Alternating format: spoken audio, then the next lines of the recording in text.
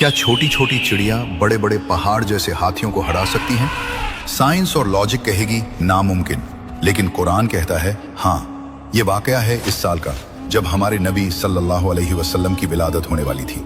Yemen का बादशाह Abraha जलता था कि लोग मक्का के काबा का तवाफ क्यों करते हैं। उसने अपनी ताकत के नशे में कसम खाई कि वो नाउज बिल्लाह काबा को गिरा देगा। वो 60,000 की फौज और बड़े बड़े हाथियों को लेकर मक्का की तरफ बढ़ा। इसका सबसे बड़ा हाथी था महमूद, जो किले की तरह मजबूत था। मक्का के लोग डर गए, वो पहाड़ों पर चढ़ गए क्योंकि उनके पास लड़ने के लिए कोई फौज नहीं थी। उस वक्त मक्का के सरदार अब्दुल मुत्तलिब ने एक ऐसी बात कही जो तारीख बन गई। उन्होंने कहा, मैं अपने ऊंटों का मालिक हूं, लेकिन इस काबा का भी एक मालिक है, वो खुद इसकी हिफाजत करेगा। और फिर वही हुआ। जब अबरहा का लश्कर मक्का की सरहद पर पहुंचा तो वो बड़ा हाथी वहीं बैठ गया। उसे मारा गया, लोहे की जंजीरों से घसीटा गया, लेकिन वो काबा की तरफ एक कदम भी नहीं बढ़ा।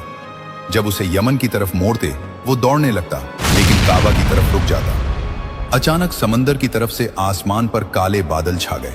ये बादल नहीं थे, ये अबाबील परिंदों का झुंड था।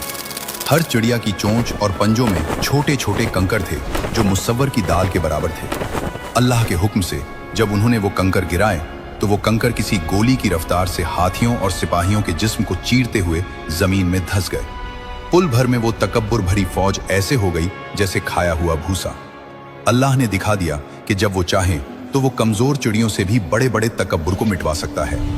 अगर आपका भरोसा अल्लाह की ताकत पर है तो कमेंट में अल्लाहु अकबर लिखें और चैनल को सब्सक्राइब करें।